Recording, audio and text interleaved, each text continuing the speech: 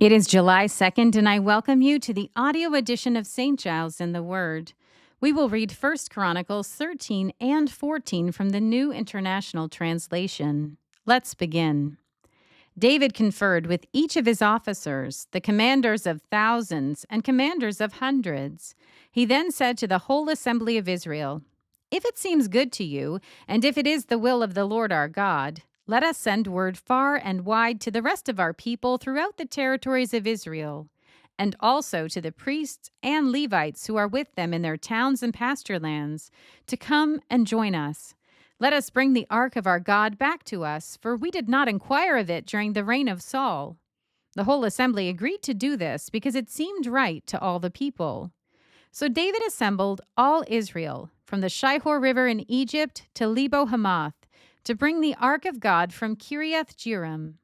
David and all Israel went to Bela of Judah, Kiriath Jearim, to bring up from there the ark of the God of the Lord, who is enthroned between the cherubim, the ark that is called by the name. They moved the ark of God from Abinadab's house on a new cart, with Uzzah and Ahio guiding it. David and all the Israelites were celebrating with all their might before God, with songs and with harps, lyres, timbrels, cymbals, and trumpets. When they came to the threshing floor of Chidon, Uzzah reached out his hand to steady the ark, because the oxen stumbled. The Lord's anger burned against Uzzah, and he struck him down because he had put his hand on the ark.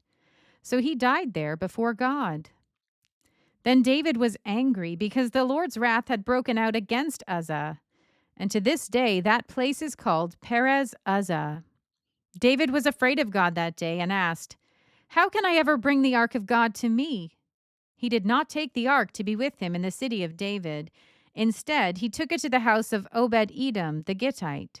The ark of God remained with the family of Obed-Edom in his house for 3 months, and the Lord blessed his household and everything he had. Now Hiram, king of Tyre, sent messengers to David along with cedar logs, stone masons, and carpenters to build a palace for him. And David knew the Lord had established him as king over Israel, and that his kingdom had been highly exalted for the sake of his people Israel. In Jerusalem, David took more wives and became the father of more sons and daughters.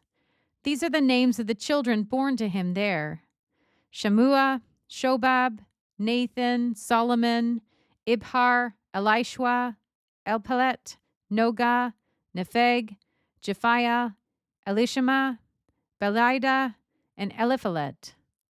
When the Philistines heard that David had been anointed over all Israel, they went up in full force to search for him. But David heard about it and went out to meet them. Now the Philistines had come and raided the valley of Rephaim, so David inquired of God, "Shall I go and attack the Philistines? Will you deliver them into my hands?" The Lord answered him, "Go, I will deliver them into your hands." So David and his men went up to Baal Perazim, and there he defeated them. He said, "As waters break out, God has broken out against my enemies by my hand." So that place was called Baal Perazim. The Philistines had abandoned their gods there, and David gave orders to burn them in the fire. Once more the Philistines raided the valley. So David inquired of God again, and God answered him, "Do not go directly after them, but circle around them and attack them in front of the poplar trees. As soon as you hear the sound of marching in the tops of the poplar trees, move out to battle, because that will mean God has gone out in front of you to strike the Philistine army." So David did as God commanded him, and they struck down the Philistine army all the way from Gibeon to Gezer.